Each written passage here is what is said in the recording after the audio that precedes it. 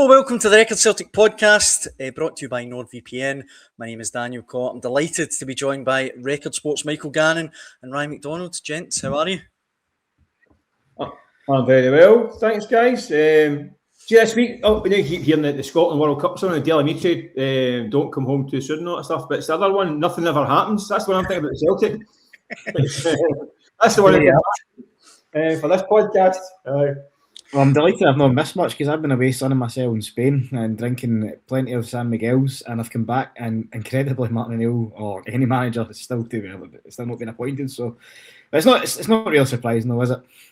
They're waiting until you come back, Ryan. That's what it is. They're just waiting until you come back. We're going to unveil the big announcement without you. No, in our luck, by the time we record this and put this out, they probably will have announced Martin O'Neill as the next manager, but who knows? Up till now, Mick, it's pretty... The way they're going to announce Ange Postecoglou's departure at the way it's going. You wouldn't bet against anything. The way it's going at the minute, Mick, I mean, we are relying on sites like Record Sport to give us the latest Celtic news. The fact that we've heard that Martin O'Neill is apparently going to be appointed in a one-year deal with an option for another. The fact that there's been stuff about Rio Hatate potentially, or saying he wants to leave. Arne Engels linked with clubs. None of it's coming from Celtic though. It is a bit bizarre, even by Celtic standards. Yeah, listen, they're not going to sit down and detail every single bit of business, right? But you'd like to think at some point to let punters know what the plan is for the new season. Listen, we know. Listen, Martin O'Neill was going to be announced. I think, he's been busy doing bits and bobs. I think it's always going to be the case. Listen, as soon as Martin wins, I mean, the way it's unfolded, I think he'd earned the right to get first refusal. Because you don't want a double. Any other caretaker management's double, he gets job the next day. You get it in the showers at Hampden, as history tells us. But I think he wanted a few weeks to talk to his family, think about it. I don't think he was particular. I mean, after Hampden, I'm not sure he knew at that point in time what he thought. He was completely exhausted after getting that final push. I think he wanted a bit of time to think about it. Listen, had the whole kind of sideshow with Robbie Keane thing as well in the background. I think that was a bit of a distraction, maybe a wee bit of a red herring as well. I mean, I think there's no doubt they had discussions with Robbie Keane. I don't think it was particularly far down the road. I think Robbie knew the case with Martin, having first kind of dibs. I also think that Robbie Keane, speaking to people down south, I think there was a wee bit of kind of, it suited him to be in the media at first because he's looking for a job, obviously. From what I can gather, he wants to work down somewhere near London. But I don't think he expected the backlash that came on the back of him getting linked with that job so strongly. But I don't think that had any impact on actually getting the job. I don't think it was a case of, Robbie Keane was getting a job, but there's a backlash, so we're back to Martin. I think that's not the case. I think Martin was always given the first refusal. And he'd earned that right, hadn't he? And I think the only thing that was stopping him getting the job right away in the shells at Hampden was his age. Yeah. But the question was, do you fancy it again? And it turns out, I don't listen, Ryan, you know as well. You knew weeks ago, we kept on badgering him about the future and all that stuff, and he kept on dancing the pin, tiptoeing around it, and kind of dodging the issues and making jokes and all that stuff. He was enjoying himself. I mean, he keeps talking about how much he doesn't he enjoy it, but he actually did enjoy it, and you knew he got the bug. You knew he couldn't walk away. Well, that's the right thing to do or not. Time will tell. Because listen, there's a lot of work being done. There's no guarantees. It's a different kind of season now, different kind of pressure. When you're the caretaker boss, you're minding the fort, you're mending make do, you're putting the team together with stick back plastic. Now he's got to build a team. Yep. This team might be. Listen, we've seen it under Ange Postecoglou. It's build a team that might have to last 3 or 4 years. He might not. I wouldn't imagine he'd be there 3 or 4 years, but he's got a big job in his hands. So the pressure changes, the expectations change, the challenge changes. But he obviously fancies it. He'll get a lot of help as well. But I think then you can argue. Listen, does it? Don't you think, Ryan, as well? I mean, it does show up the Celtic's process, doesn't it? I mean, if they get out in February, March, and get the ball rolling and got somebody in place to come in straight away, the whole thing changes. I mean, you take it out of Mark's hands, really, whether that's right or wrong. But it just shows you Celtic have not really been that proactive. They spoke to people, but nothing really down the road. But I don't think many folk complain about Martin in charge. No. Well, I mean, on that, Ryan, and obviously get both your guys taking this, but what did you make of the Robbie Keane backlash? I mean, I'll chip in Mark saying that. Right, on you go. Well, look, I'll say first of all, look, see even the Israel thing, put that to one side. My concerns really were, is Robbie Keane really earned the right to be Celtic manager? Has he really got enough in his CV to take over Celtic? I mean, I don't know. That would be my primary concern, regardless of the whole Israel fallout. I'm not going to turn this one into a political podcast, but what I will say Go is, on, man, go on. what I will say is, I think the Celtic fans made it perfectly clear, the kind of political element of the Celtic fans, if you'd like, the influential fan groups. And I tell you what, a lot of people are saying it was the Green Brigade and Boys Celtic. You know, we saw that banner outside Celtic Park last week, but a lot of supporters groups, you know, signed up to that statement as well that the Green Brigade or the North Club put out. So it wasn't just a couple of groups, you know. I think this, you know, it's hard to always put a percentage, nail down a percentage and amount of people that were for or against a certain appointment, but I would say it was a sizable amount of fans that were against Robbie Keane coming in for whatever reason. So as I say, I'm not going to turn it into a political podcast, but what I will say is on his managerial record, I mean, it's not exactly a standout CV, is it? So if it wasn't Robbie Keane, if it wasn't the name and the stature of Robbie Keane, and that CV was sent through the post at Celtic Park, it's not going to be top of the pile, is it? So for me, yeah, he obviously would carry a pedigree. We'd obviously come in and to the dressing room and he'd command instant respect, but it was never going to be a popular appointment.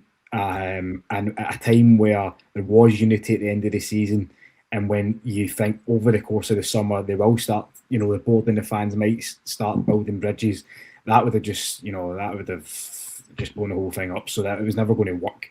And I think that it's the sensible appointment is going with Martin O'Neill. You look at it, I know a lot of people have said his age is 74, and I think we've said in the podcast at times this season that you go up to Lennoxtown sometimes, he is great, he's brilliant chat. The daily papers are lucky enough to get an interview separately with him every week, and there has been times where he has maybe looked a bit drained, but you look at the touchline and he's relentless. He's up and down running, still get that jump when Celtic score, that iconic jump when Celtic score. He comes into press conferences after the games and his voice is almost gone because he's been shouting that much. So like Mick says, he's still got the bug, he's still got the passion. And more importantly, he's still got the knowledge, and I think he's absolutely. I think he's a very good appointment by Celtic. I don't see how. I know I keep people going back to his age, 74, yes, but any other, a manager that's took Celtic back from, what was it? How many points were Celtic behind when they arrived? Was it 13 points or something like that? 8 points when they first arrived. And they got them level. Then it was 6 points to come back. So they really brought him back from the absolute brink. Nobody, apart from myself, as I like to mention, back Celtic for a double. And he performed. I know it's maybe not a miracle, but he performed, an incredible job to resurrect Celtic's 5-in-a-row bids, and then obviously get that result at Ibrox as well. People forget the backs to the wall job that Celtic did with a threadbare squad at Ibrox, where it was missing Callum McGregor, had Liam Scales playing at left back. So I think the job that he's done, he's not lost to Danny Rowe. He hadn't lost to Derek McInnes either. I think looking at his record, he won 30. So he managed 35 games, 28 wins, 3 draws, and 4 losses. I think that's a really impressive record over the course of his 2 interim spells. Plus the fact he threw in his European results as well. Fair enough, the Stuttgart game at home was a bit of a calamity, but you look at the beating Stuttgart away from home. They completely dominated Feyenoord and Rotterdam. Mick was there for that game. You look at Bologna as well, get a credible draw away from home there. So I think, with the Champions League qualifiers coming up, or playoff qualifier coming up, and the mess that Celtic made of it last year, and we all know that this is going to be a generational rebuild. I think there's going to be a massive turnover of players this summer, both in and out the door. I think with Martin O'Neill's knowledge, his experience, and his know-how of, dragging Celtic over the line and, producing results in Europe, I think it's a safe bet for Celtic to keep him going. And a lot of people say, the Celtic are building for the future. They're going to be, bringing in dozens of players this summer. How can you rely on someone that's only going to be there for a year, maximum 2 years to do that? Ange Postecoglou was only there for 2 years. Brendan Rodgers was only there for 2 and a bit years. Neil Lennon was only there for 2.5 years, whatever it was. There isn't really, the days of Celtic managers sticking around for 4 or 5 years are gone. So if Martin O'Neill sticks around for this year, then that'll be around about a year and a half minimum that he's in charge of Celtic. And if he stays on beyond that, then it'll be 2.5 years, which is probably the most you're going to get from any manager in this day and age. So to me, I think it's a shrewd appointment. I always felt that Martin O'Neill wanted it. I studied his body language as he was going round Hampden. And even at Celtic Park in the final title clincher against Hearts, I studied his body language. He wasn't waving farewell. Wasn't really looking emotional. He looked pumped up. And I just felt that even with scrutinising his words in the press conference afterwards, as Mick alluded to as well, you just get the feeling that he had the knack, he got the bug, and he was going to be back for more. Yeah. And he was very clever with his words. He said that. If you were to ask me if I could take this next week, if I could take this job, he would say no. But he wasn't going to be getting asked next week. He was going to be getting asked to come back in a month's time for the start of pre-season. That's plenty of time for him to recharge his batteries. And yeah, I think it's a shrewd appointment, and I think that it will be noticed across the city and Edinburgh as well, because I don't think Rangers fans will be too pleased with Martin O'Neill staying on either. And the same goes for Gorgie Road. People, sorry, go on. Just on Robbie Keane, guys, I got a brilliant text last week from somebody who was moaning about the Robbie Keane situation. It was evolving, and someone said to me, he's won a title in Israel, won a title in Hungary. Big deal. He's a tattooed Csaba Laszlo. I thought it was a bit harsh. Touch harsh. I think what he was saying was that's if it was somebody like Csaba Laszlo won titles in these kind of countries. So that's what he was saying. There's a Mark. See, you're saying, Ryan, about Martin saying this last week. Turns out, Mark, don't take a word he says for gospel. Actually, I was going back through this morning. I was saying to Dan, an old podcast. He was on the Record Sport podcast 3 years ago, Martin. And I was going back and I re-listened to it because I remember a few wee lines in there I remember quite liking. And I dug this out when I was like, cracker, this is Martin O'Neill in 2023, right? And Dan asked him if he would ever come back as a caretaker. Because I think Ange was talking about that point getting taken to Spurs and all that stuff. That's it, yeah. And I've got the quote right. He goes, maybe for 2 games. There's always a temptation for 2 games, particularly for against Celtic Park, against 2 teams in trouble. Then I'd take it. He says, but listen, it's not going to happen. He goes, Dermot Desmond won't ask me back again, even for those 2 games. I'm passing the torch on. It's never going to happen. I'm like, so much for that one, Martin. He's now done a full season, and he's now took the job on a permanent basis. So whatever Martin says, take it with a pinch of salt. But it would delivered with a bit of a gag, but wouldn't take it any seriously, that's for sure. See the whole 74 thing as well. I don't know what you think, Mick. I mean, look, I know 74 is obviously, he's an older guy now and stuff, but he's not that old. And see, if Martin O'Neill walked in, you didn't know him and went, for whatever reason, I'm 60, 61, you believe him. It's not like he's showing any signs of being, needing to retire or whatever. Yeah, but listen, he's 75 next March and all, so there is that. I mean, it's a difficult job, and there is concerns. I mean, we were covering the European run before Christmas when he was there, and by the end of that 7 weeks, he was jiggered. And the travelling involved in the games, it's constant. After the transfer window, he was pretty whacked as well, because he had games and he had Europe, and he tried to sign players. So you'll need the support around him to lift a lot of the load, but that happened last season. What I think would be interesting to see is how does that translate to a full campaign, including pre-season? Because I think there was times last year where you could actually see on the pitch the kind of conflict in ways of playing, in terms of what O'Neill wanted, what maybe Maloney and Fotheringham was maybe hoping for. I think that you could see the kind of slight confusion on the pitch, and I think Celtic lost its identity on the park for a good few months in that early part of the year. I think towards the end, they almost reverted back to what they're comfortable with, the kind of possession, almost Brendan Rodgers style play. Not quite Ange Postecoglou, but it's got a few goals in that running that looked like straight out of the Postecoglou playbook right enough. Mm-hmm. So they kind of fell back to that kind of style because that's what they're comfortable with.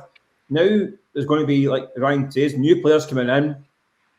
Martin's a figurehead. You get the coaching staff around him who are different in their approach, and he admits that. How is the team going to look? What is the new look Celtic going to be like? I mean, he's going to bring in big lumps of boys. He said, remember after McDonald, they said the team's too wee. They wanted physicality. He brings in 2 guys in January who are over 6 foot. Turns out they were hopeless, right enough, Chankara and Adamu. But you could see they wanted that 6'3" guy in the box. So that's the profile I'll be after. But what's this team going to look like? What's it going to play like? That's going to be interesting, because that's not the alchemy in that coaching staff isn't always in sync, and that's what maybe helped at times last season. But it's going to be interesting because it's not clear what it's going to look like. But I don't know about you, Ryan, but I loved that about Martin O'Neill's first time round at Celtic. The fact that, I mean, they had some incredible footballers, obviously, but if you don't want to play football, you want to fight us. They could mix it with anyone. As Mick says, they were, Baldy, Valharin, Sutton, Hartson, Mialby. They were giants, some of them. But personally, I like that about that Celtic team. Yeah, absolutely. And that's what Celtic have been missing for years. I don't know how many times I've had to say it in this podcast, but they've been missing a guy like Victor Wanyama in the middle of the park, a proper powerhouse. And you could probably say that across the pitch as well. I mean, look at defenders. Cameron Carter-Vickers, he's been imperious since he joined Celtic. He's not the tallest of the defenders. No. Kieran Tierney's not the tallest. Greg Taylor wasn't the tallest. Alistair Johnson, Josip Juranovic, you can go back. Celtic never really had, guys of real specimens in the team, probably since Martin O'Neill's time at the club. And I think they have missed that, especially in the European scene. And it was no coincidence to me that Celtic's best Champions League campaign came when Austin Trusty, Arnie Engels and Adam Media joined the club, because I think Brendan Rodgers targeted that type of player, that type of profile of player who has that kind of physique and running ability to compete at the highest level. So I think Martin O'Neill will be in the market for that type of player, definitely. And he had said, I think Mick's spot on when he says that Celtic lost their identity last year, and I totally agree with that. But I think Martin O'Neill's job was just getting results. I don't think performances mattered. I think it was just getting results, get the club over the line and somehow win that title, which they did.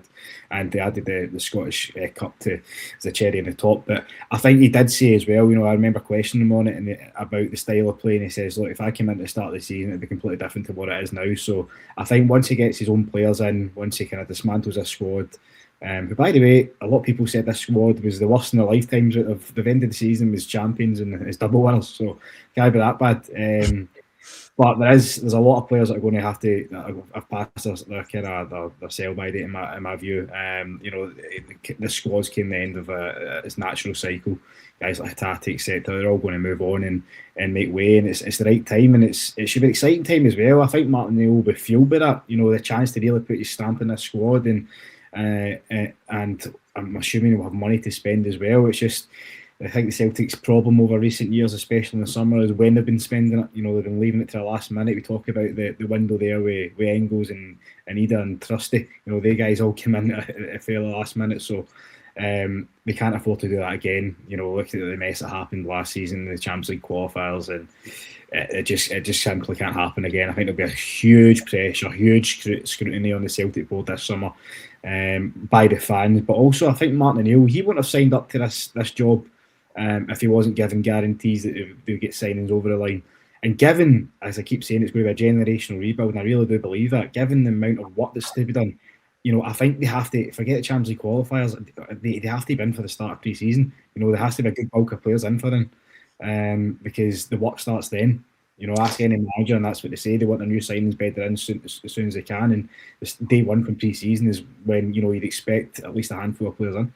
I'd be amazed if that was the case, though. I'd be amazed. Yeah, based on recent times, of course you would. But I think that's what that would be the biggest change in attitude in Celtic, regardless of playing squad and management. If they get the club all of a sudden were so proactive to get these guys in that early. Like you say, I think it will take a bit of time, unfortunately, and people are going to. It's not going to happen, but fans might need to be a bit patient. And they're already. It's June the 9th, and I was going mental about the manager. And I got to remember, Irons didn't come in at the June the 19th. Rodgers was about June 16th or something like that.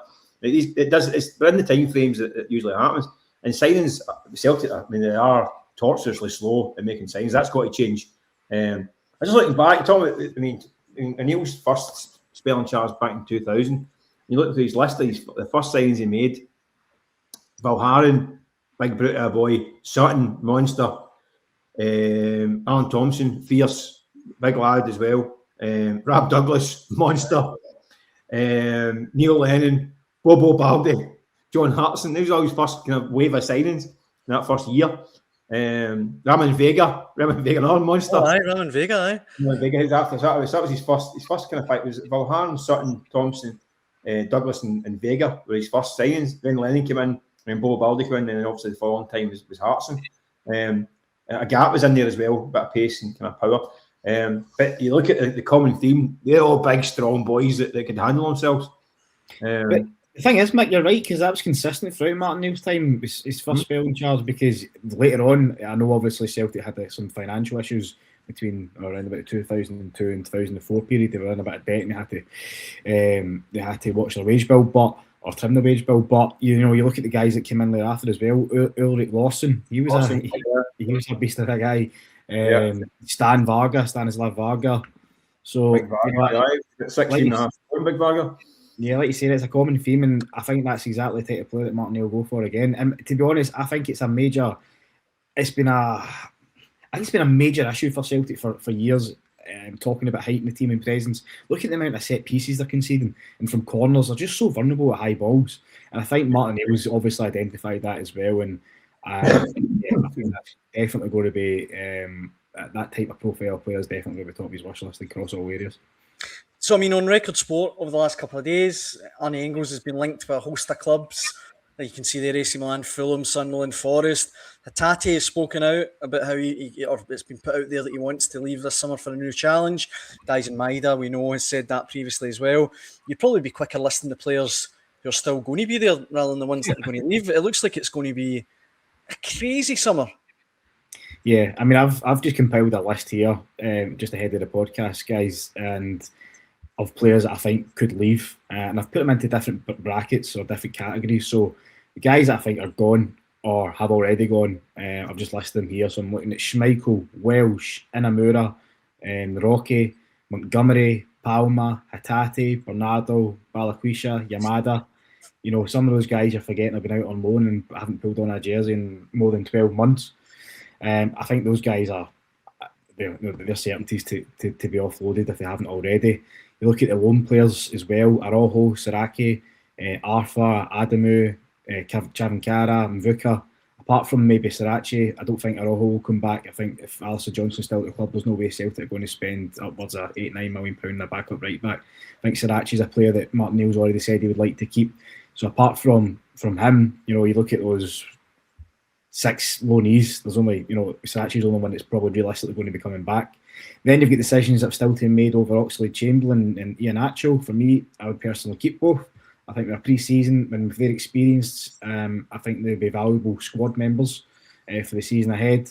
And then you look at kind of big money sales that could potentially happen. Arnie Engels, as you just touched upon there, Dan. I think Engels is he's got 2 years left in his contract. Nottingham Forest obviously had a £25 million bid not back for him. By the way, the Celtic board were absolutely chastised for rejecting that bid in January, but that was one of the few decisions that I think they got right, because Engels was instrumental when he came back from injury and helping Celtic and driving Celtic over the line.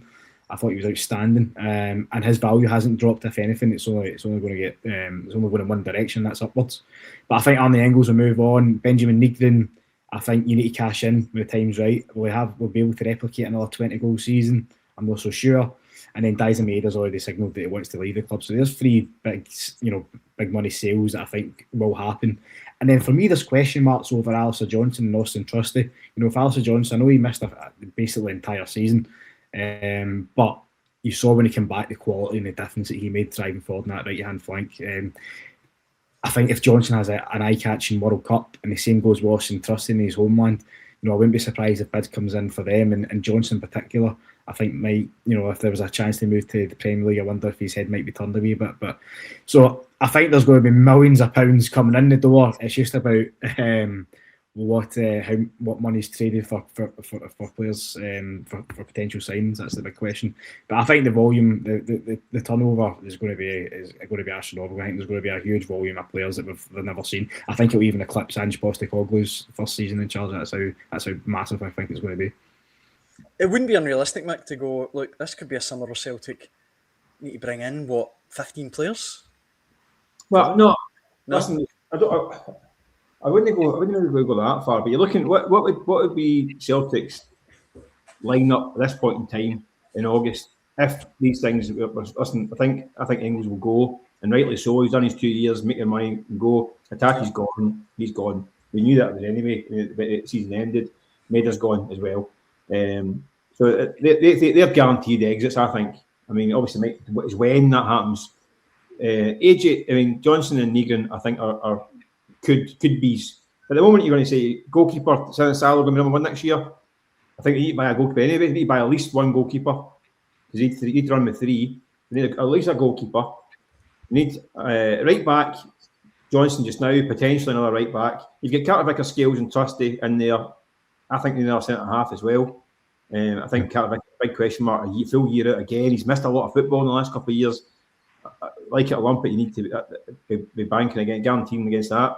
Tierney needs backup. The left back, the goalkeeper, left back, and a centre half for starters there. Bernardo's going, Hitati's going, Engels going. So you need three. Oxley Chamberlain, I wouldn't keep Oxley Chamberlain. I think he's the wrong profile. Too much money, too old. Good player, but it's not what you need. You need energy, legs in there, physicality. I don't think so. Callum needs help. So you need 4 midfield players. So we're now at 7. And by the way, they need a striker and 2 wingers at the very minimum. I would say you need 3 new wingers and 2 new strikers minimum. That's 5. So you're right. So we're now up to about 12. Aye. These are all first team players. And that's. I mean, they might keep it Johnson and Engels, which might maybe reduce it. But I think, like you say, if we World Cup, Johnson's could easily go as well. So you're talking 10 plus first team players. That's a massive change. Yeah, I don't think Dan's off the mark with his prediction of 15 because he threw in the usual dose of project players with Celtic, like aka Yamada and Amura. I think he could easily be looking at 15. Mick, would you keep Iheanacho?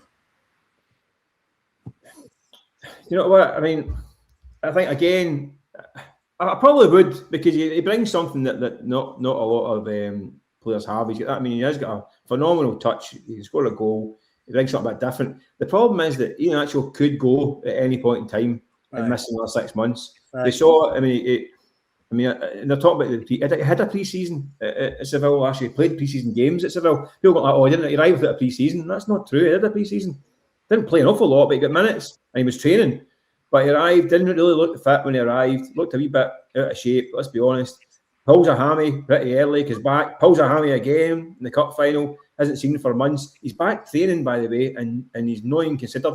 When Martin looked at him in training and went, "No, I can't hang my hat on you." Got to a point when he kind of had to hang his hat on him because Sarah was not happening. Adamu wasn't happening. He needed to bring him back into the fold in some capacity. He needed Maida through the middle and then moving him into the wide areas. So he kind of got him in by default, and he did perform in that last section of games. If you get any actual doing that over a season, then absolutely. But can you guarantee that? No, I'm not sure. It depends on. I mean, they're going to have to. If they get their ducks lined up and have two or three stickers lined up, then you say, right, thanks, Kelechi, you've done your job, go a hero, all the best. If they haven't, they're going to need to sign them. They're going to need to sign them because they can't go into that last week of the window again having to buy first choice players, and that happened last year. They're having to buy first choice strikers in the last 2 days of the windows and didn't get one. So they can't. So they might have to hit the button and keep them purely because there's an insurance policy. It's an expensive insurance policy, and it might pay off though. It might stay fit the whole season, make a back pre-season, lean as anything, fit. I mean, fit and firing, and does really well. But he might pull a hammy and miss 6 months. That's the balance. Is it worth it? I don't know. If they're worth it, no. But that's the question. My argument for keeping Iheanacho would be, I get his fitness record over this season has been pretty poor, and I agree with you, Mick. I think he arrived at the football club and I thought he looked a wee bit out of shape. I think Brendan Rodgers probably hinted at that as well. We hadn't played much football, albeit he did have a pre-season, like you say, but he hadn't played much football in terms of competitive minutes over the course of like 2 years or whatever. So maybe he just kind of fell out of love of football a wee bit. But I think, that impact that he made, I mean, he's a cult hero no matter what happens now. If he stays at Celtic or leaves, if he leaves as a cult hero for that impact that he made in the final weeks of the season. I mean, it was truly remarkable. And if you can keep a guy like that fit, I'm not going to say he's going to start every game, but if you've got a proven goal scorer in the building, I wouldn't be letting him go, especially when you have got this summer rebuild. That's the thing though that Mick says. You just can't rely on him, can you? The problem you've got is say you're number 2 striker, number 2/3 striker, right? The guy who impact sub off the bench and all that stuff. What happens if you go into Ibrox at the new year and your 2 first choice strikers are injured and he's got to start and he can only do 40 minutes? I mean, what? Aye. You can't carry that. Yeah, exactly. Your backup number 3 guy has to do 90 minutes sometimes because it's a long 60-game season. And you carry the luxury of saying, well, my number 3 guy can only do 35 minutes. As we've seen, we're still doing that in March and April and May. Only 35 minutes. So I think the flip side of that is what if he can? What if he does prove his fitness? Because he got to April and May and he still couldn't do it. I mean, we saw him in games at the end of the season. He couldn't start them. If you're preparing a squad now, you'd be sitting here going, "Can I hang my hat on him?" No, you'd have to say that. Because you know what happened? That'll be you'll go to a Champions League qualifier or a Europa League game. It's a crucial game, and there'll be 2 guys out injured, and they say you need to start, and he's not going to finish the game. And that, unfortunately, that's not a great situation to be in. As good as he is, it's too big a luxury to carry that. Aye, absolutely. Well, look, whatever happens regarding Celtic over the next few weeks, you can stay on top of it all here with Record Sport and on the Record Celtic podcast. But for now, guys, I think that wraps up this week's episode. Before I let you go, I'm going to put you in the spot. Who's going to win the World Cup? Spain. Interesting. Mick? Argentina. Excellent. France-Argentina final again, I think. I'm going to go Brazil, I think. No, but Carlo Ancelotti, I don't know. We'll see. How old is Ancelotti, by the way? He must be pushing 70 now, eh? He's a fair age. I think he's late 60s, yeah. He must be. I still shudder because I got his name wrong on press conference. Call him Carlos.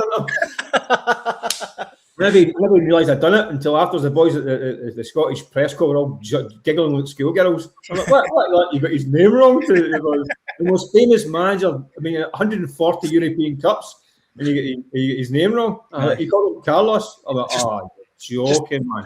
Just the 5 European Cups in that. So he mentioned his name, and I just shuddered again. I was like, oh, God. One of my great muck-ups. I've got many written off. I've got plenty. He's a more successful Champions League manager in history, isn't he? Aye, he will be, I guess. Yeah. You probably shouldn't disrespect him by getting his name wrong. A good question as well. Aye, don't doubt it.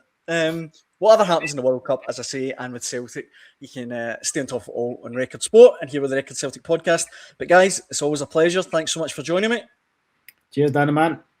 See you later, Duncan and Robert. We'll be back. I'm terrible with names. We'll be back next week. Hope you can join us then. Thanks for watching. Cheers.